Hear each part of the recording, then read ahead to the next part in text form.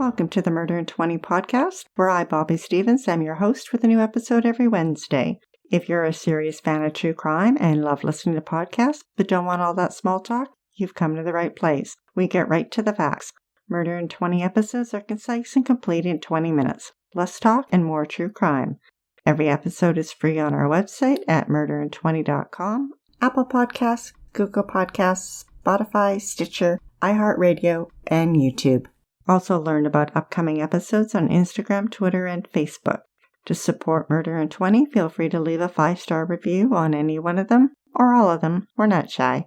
And we couldn't do this podcast without all our sources, which we acknowledge throughout the podcast and are listed on our website. Thanks for tuning in. Now let's get to today's episode.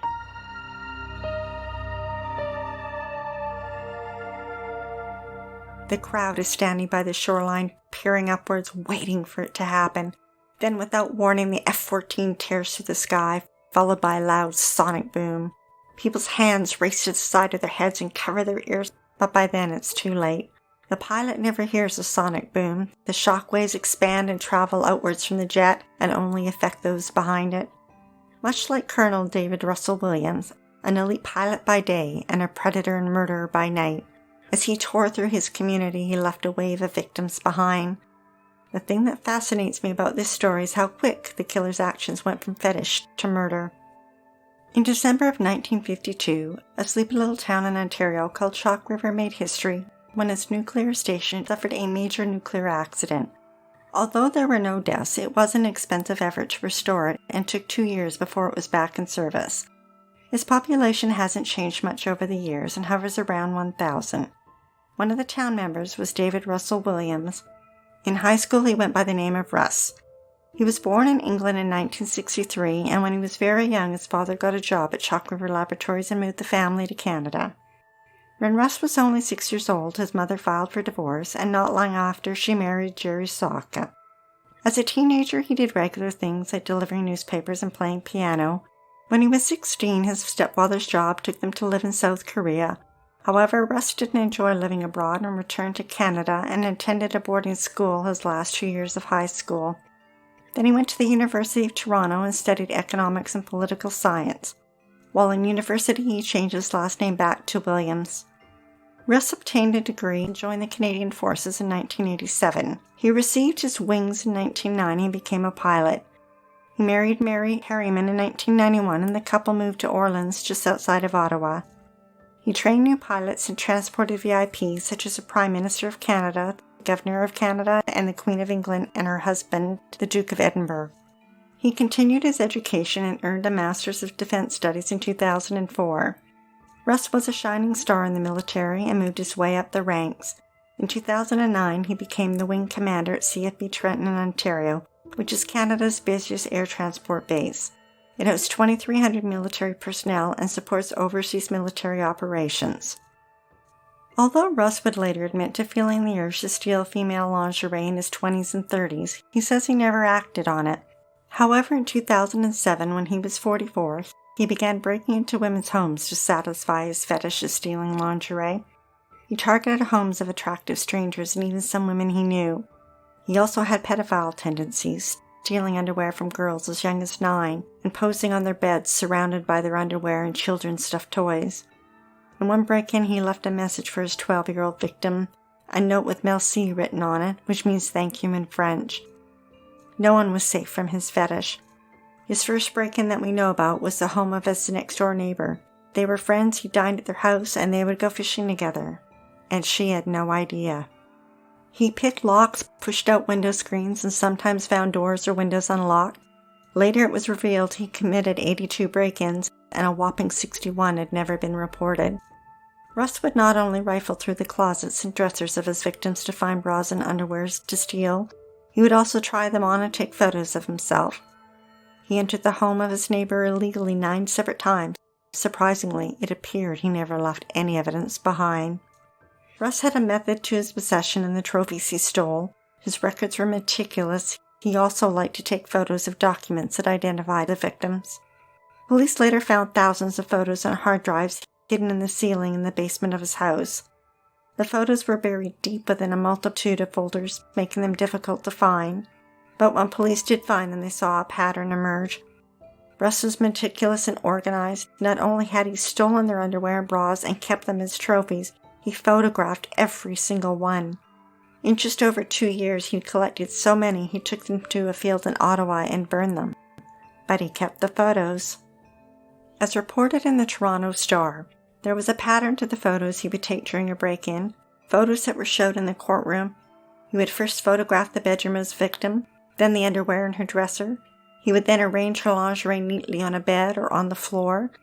Then he would put them on and model them, and take photos of himself, often lying on the beds of his victims.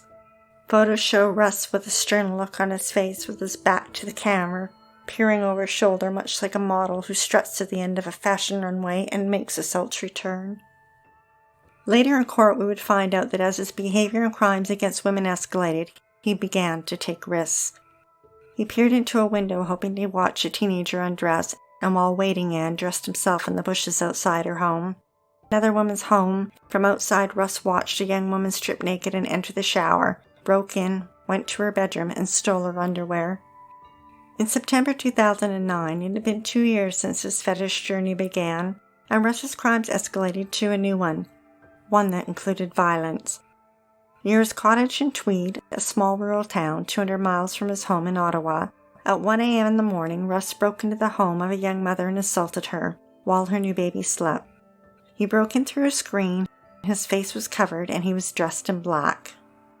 The Star reported that the woman, whose identity is known only as Jane Doe, that she and her baby were asleep in the house when Russell Williams awoke the new mother with a blow to the head. So began 2 hours of terror, the woman believing she was to die.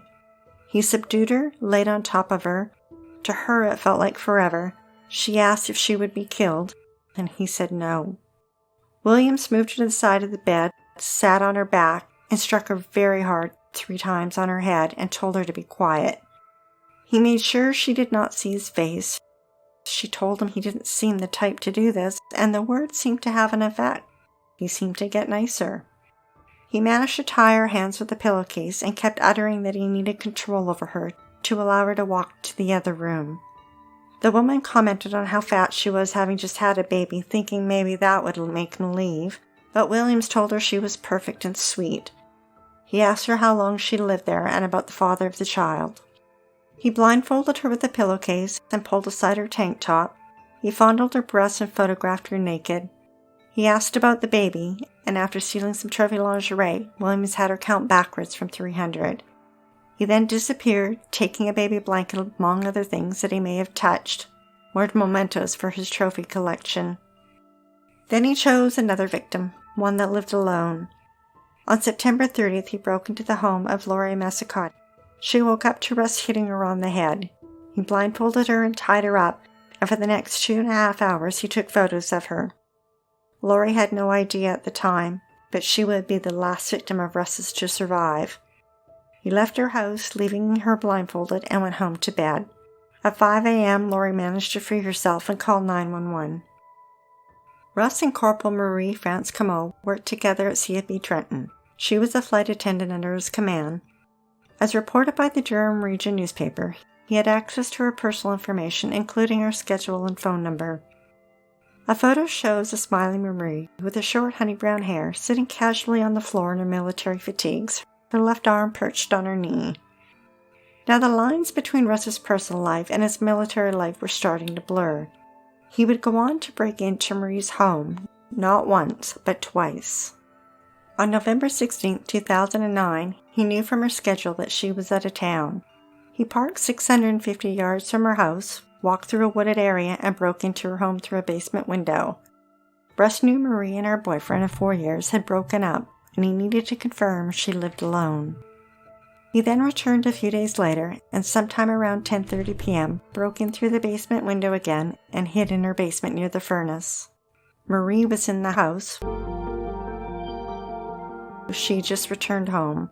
Russ hid and waited for her to go to bed, but instead she was searching for one of her cats and surprised him when she went to the basement. She spotted her cat, and that's when she saw Russ. His face was covered and she didn't know it was him. She yelled at him and he struck her over the head with a red flashlight. She fought hard and they struggled. She tripped over a duffel bag and fell backwards on the basement floor. Russ managed to restrain her and tie her wrists to a pole. He covered her face and mouth with duct tape, and over the next 2 hours he sexually assaulted her repeatedly. And again he took more photos. And this time he also took a video, and on it Marie could be heard pleading for Russ to untie her and let her go. As CBC reported, she said, "I want to live so badly, and give me a chance. I'll be so good, please." But Russ didn't care. He hit her on the head at least 5 times and continued to take photos while she struggled to breathe. He then put tape over her nose and she suffocated. He took more photos of her dead limp body. He then placed her on the bed, cleaned up the crime scene with bleach, grabbed her lingerie, and left her home and drove to a meeting in Ottawa. Her body wasn't discovered until November 25th when she didn't show up for work and her boyfriend stopped by to check on her. 2 months later, on January 29, 2010, beautiful Jessica Lloyd went missing. Missing posters featured her smiling face with long brown hair and stunning green eyes. She was only 27 and had been abducted from her home north of Belleville. But unlike Marie, Russ and Jessica did not know each other. CBC reported that he later told police he first noticed her earlier in the month when he was driving by her home and saw her on a treadmill through a window. Now, ladies, another good reason to close your curtains. Later, he returned and quietly waited in her backyard for her to fall asleep. Then he broke in, entered her bedroom, and placed duct tape over her face.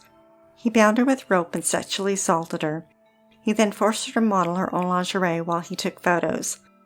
This time was different. He had a live woman to model for him. 3 hours later, Russ took her outside and forced her into his vehicle. She was blindfolded as he drove to his cabin in Tweed. What he didn't know at the time was that 3 witnesses saw an SUV parked at Jessica's house for several hours that night. Once at his cabin, he made her shower and let her sleep for a few hours. Video Russ had taken revealed that at some point during the night, Jessica had a seizure, likely from stress. She pleaded with him to take her to the hospital, but he wouldn't. Instead, he stood her up, dressed her, and untied the rope as she continued to convulse, and then he raped her again. As CBC continues in their report, Jessica cried desperately, her voice cracking as she said, "I don't want to die, please." She continued crying as Russ pulled a sweater on over her head, and she said, "If I die, will you make sure my mom knows that I love her?" Russ finished dressing her, and they started walking away from his cabin, when he hit her on the head with a flashlight, put a rope around her neck, and strangled her until she stopped moving. Russ then returned to work at CFB Trenton and slept at the base like nothing had happened. Later, when he returned to his cabin, he dumped Jessica's body in a field not far away on Cary Road. Now, remember those 3 witnesses that spotted the SUV at Jessica's? Turns out that SUV left tire tracks in the snow. And 6 days after Jessica's murder, police put up a roadblock near her home on the highway between Belleville and Tweed. The roadblock ran from 7 p.m. to 6 a.m. the following day, and police were looking for an SUV with a very specific tire tread. Now, Russ usually drove his BMW, but that day he was driving his SUV, and as luck would have it, he drove up to the roadblock. An officer looked down and noticed the tire tread, spoke with Russ for a few minutes, and let him go, but not before noticing his license plate number. The Star reported that 3 days later, on February 7th, the police in Ottawa called Russ at his home and asked him to come in for questioning.